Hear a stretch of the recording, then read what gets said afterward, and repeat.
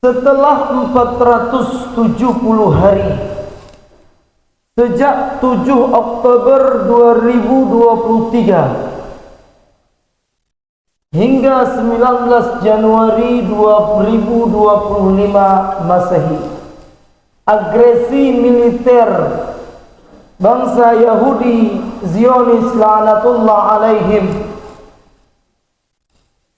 setelah 470 hari genosida yang selalu mereka lakukan di tanah suci Palestina berakhir.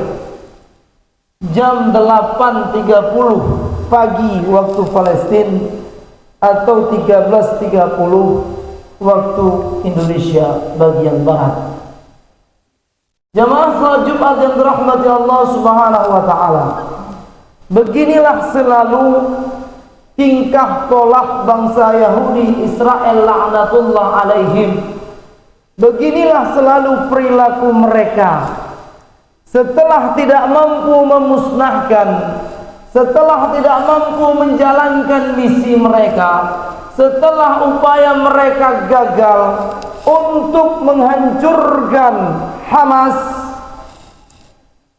dan untuk merelokasi, memindahkan rakyat Gaza dari kota Gaza, dan memang itu yang dipertegas oleh Perdana Menteri Netanyahu laknatullah alaihi, bahwasannya the war will not end until Hamas is destroyed, katanya.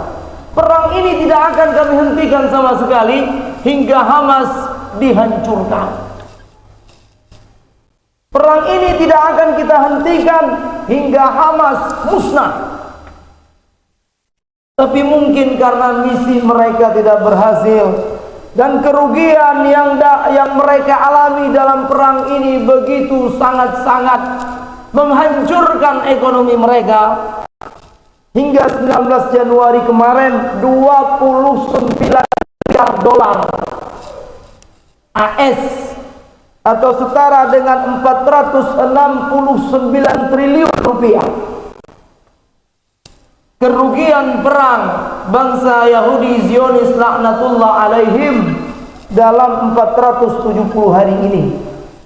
469 triliun, dan diperkirakan jika hingga 2025 ini masih terjadi perang, maka mereka akan mengalami kerugian sampai 70 miliar dolar AS.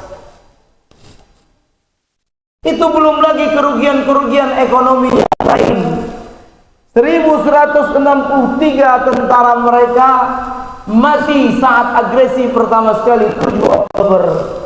Saat mereka melanjutkan agresi ke Gaza secara langsung, 824 tentara mereka mati. 5.474 luka-luka parah. Bahkan 74.000 orang masuk pusat rehabilitasi karena gangguan mental. Ini belum kerugian-kerugian lain yang dialami oleh bangsa Yahudi Israel laknatullah alaihim akibat agresi militer mereka di tahun 2023 hingga 2025 ini. Setiap hari dibom, setiap hari diekspansi. Juga mungkin faktor mereka berhenti daripada menghancurkan Hamas dan Gaza atau Palestina secara umum, mungkin saja karena donatur utama mereka pun, yaitu Amerika Serikat, sedang kewalahan menghadapi api neraka. Yang menariknya, satu hari sebelum kota Los Angeles, kota terkaya nomor 3 di dunia, Donald Trump mengumumkan jika tidak dibebaskan tawanan Israel, maka besok Gaza dan Palestina akan menjadi neraka. Sehari setelah itu kita mendengar bahkan seluruh masyarakat dunia, seluruh penduduk bumi menyaksikan Los Angeles, bahkan hingga hari ini api tersebut belum mampu untuk dipadamkan. Teringat firman Allah, فأصابها إعصار فيه نار فاحترقت. Los Angeles mungkin merupakan bagian daripada firman Allah ini. Mereka didatangi oleh angin yang membawa api. Kata mereka angin Santana yang kecepatannya sampai 100 km per jam. Jemaah yang dirahmati Allah Subhanahu wa taala. Bukan di pihak Palestina atau bukanlah saudara-saudara kita di Palestina tidak merasakan musibah, tidak merasakan petaka, tidak dalam kehidupan yang aman, tapi mereka sungguh sangat menderita hingga saat ini. Topik-topik Palestina sudah sangat sering kami sampaikan di atas mimbar di Masjid Aqsa. 45.000 nyawa syahid, bahkan ratusan ribu hilang.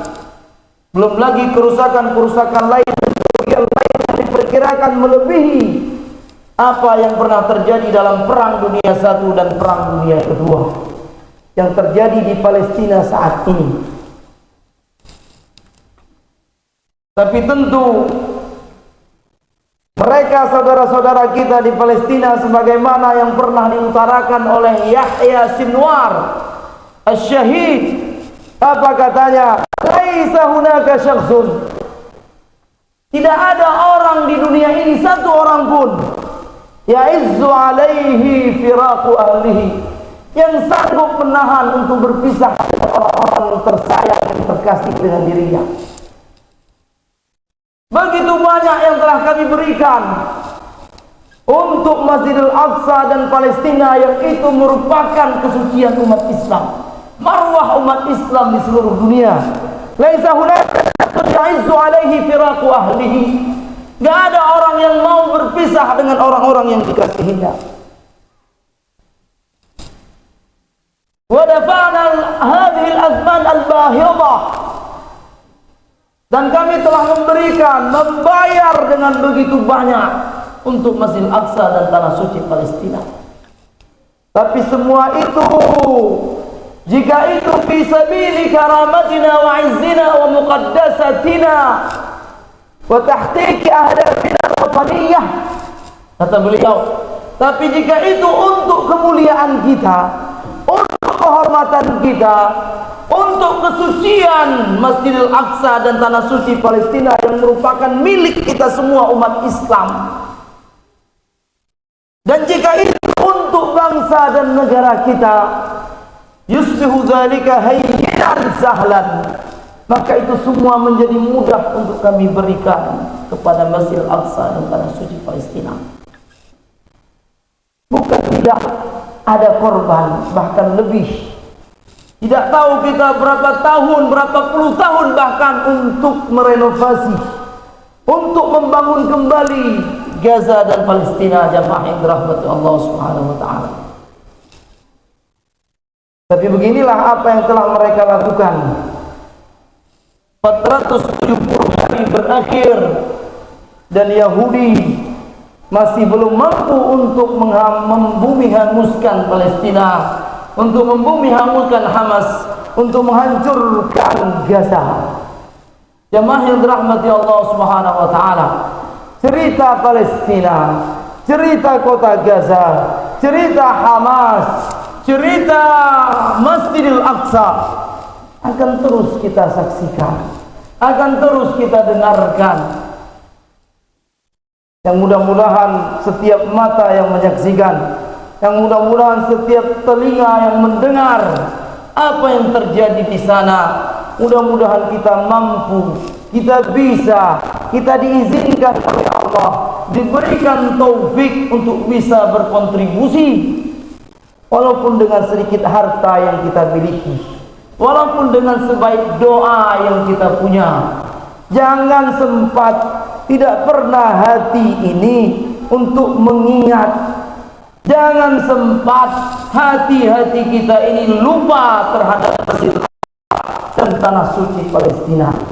Apalagi kita sekarang berada di bulan Rajab. Semua umat Islam di seluruh dunia memperingati peristiwa besar, peristiwa agung peristiwa yang namanya Isra dan Mi'raj. Isra Mi'raj itu sebuah peristiwa yang di luar logika manusia. Tidak ada akal satupun yang bisa mencerna apa yang terjadi dalam peristiwa Isra dan Mi'raj. Dan mungkin saja kalau kita manusia-manusia yang berada saat itu tidak menutup kemungkinan kita pun akan murtad, mungkin. Karena dipaksa, dituntut untuk percaya terhadap sebuah peristiwa yang di luar imajinasi manusia. Pergi dari Makkah ke Palestina, Masjidil Aqsa dalam satu malam, ini sebuah kebohongan bagi mereka yang tidak beriman. Karena perjalanan ketika itu 1 bulan pergi, 1 bulan kembali, total 2 bulan akan dihabiskan manusia jika ingin pergi dari Makkah ke Palestina dan dari Palestina ke Makkah. Tapi ketika itu subhanalladzi kata Allah, asra bi'abdihi lailan minal masjidil haram ilal masjidil aqsa. Maha suci zat, maha suci Allah yang telah memperjalankan. Kalau kita bertuhan, kalau kita beriman, kalau kita kenal Tuhan, maka tidak ada yang mustahil. Maha suci Allah yang telah memperjalankan hambanya dari Masjidil Haram ke Masjidil Aqsa. Kata para ulama, begitu banyak peristiwa-peristiwa besar, begitu banyak pelajaran-pelajaran yang sangat agung, yang jika kita memahami dari peristiwa Isra dan Mi'raj tersebut akan menerangi hati kita. Di antaranya, tentu jika kita ingin akan panjang khutbah ini, tapi di antaranya kata para ulama yang sangat penting yang selalu disampaikan, pelajaran terpenting dari Isra dan Mi'raj, ar-rabtu bainal masjidil aqsa wal masjidil haram, atau ar-rabtu baina masjidil haram wal masjidil aqsa, keterkaitan antara Masjidil Haram dengan Masjidil Aqsa. Ini yang harus kita perhatikan. Masran Nabi, tempat Isra'nya Nabi kita, Isra'nya Nabi Muhammad, yang ketika dikumpulkan semua para Nabi di Masjidil Aqsa, dan Nabi Muhammad mengimani semua mereka di Masjidil Aqsa. Dari Masjidil Haram ke Masjidil Aqsa, ingat, dan sekarang kita mampu untuk melangkahkan kaki kita ke Masjidil Aqsa, yang padahal di sana dalam fikih Islam kita bisa mengambil mikot jika kita ingin menunaikan ibadah haji dan umrah. Tapi hingga saat ini, dan kita tidak tahu kapan kedua kaki kita ini bisa menginjakkan tanah yang penuh dengan keberkahan. Subhanalladzi Masjidil Haram ilal Masjidil Aqsa alladzi barakna haulah. Kata Allah, bumi yang diberkahi di sekelilingnya. Kata para ulama, jika Masjidil Aqsa diberkahi, maka bagaimana dengan Masjidil Aqsa itu sendiri? Tentu ia merupakan pusat dan orbit keberkahan. Jemaah yang Subhanahu wa ta'ala, jangan